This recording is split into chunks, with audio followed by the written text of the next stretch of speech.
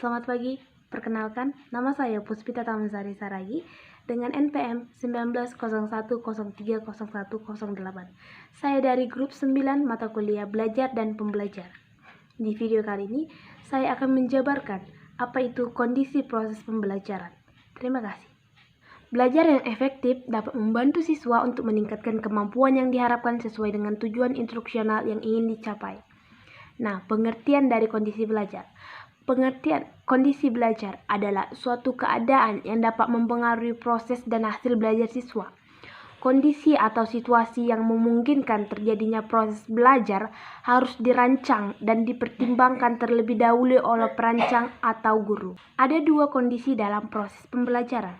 Yang pertama, kondisi internal. Yang kedua, kondisi eksternal. Yang pertama itu kondisi internal atau internal condition. Kondisi internal adalah kemampuan yang telah ada pada diri individu sebelum ia mempelajari sesuatu yang baru. Dengan kata lain, kondisi yang mempengaruhi belajar siswa yang timbul oleh mereka sendiri, seperti motivasi belajar, keadaan psikologis, pikiran, dan sebagainya. Pada kondisi internal, peserta didik telah siap menerima pembelajaran. Yang kedua, kondisi belajar eksternal.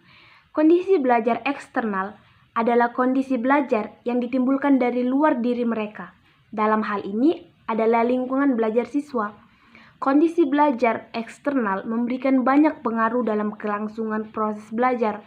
Kondisi belajar eksternal meliputi faktor keluarga, faktor sekolah, dan faktor masyarakat.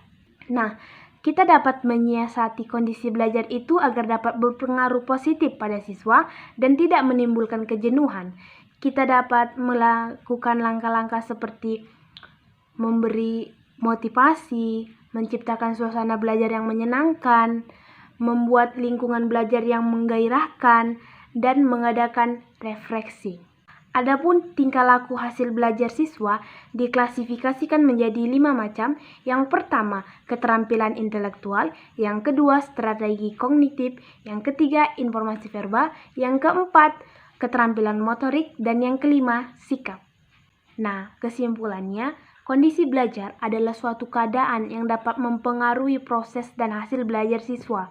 Dalam proses belajar, apabila seseorang tidak mendapatkan suatu peningkatan kualitas dan kuantitas dalam kemampuan, maka orang tersebut sebenarnya belum mengalami proses belajar, atau dengan kata lain, ia mengalami kegagalan di dalam proses belajar. Beberapa faktor juga mempengaruhi kondisi belajar, yaitu faktor eksternal dan internal. Faktor tersebut harus diperhatikan secara seksama bila ingin tercipta kondisi belajar yang optimal. Dengan kata lain, ilmu yang didapat atau informasi belajar yang diterima tergantung dari bagaimana kondisi belajarnya. Maka dari itu, kondisi belajar sangatlah penting dalam suatu aktivitas belajar. Terima kasih.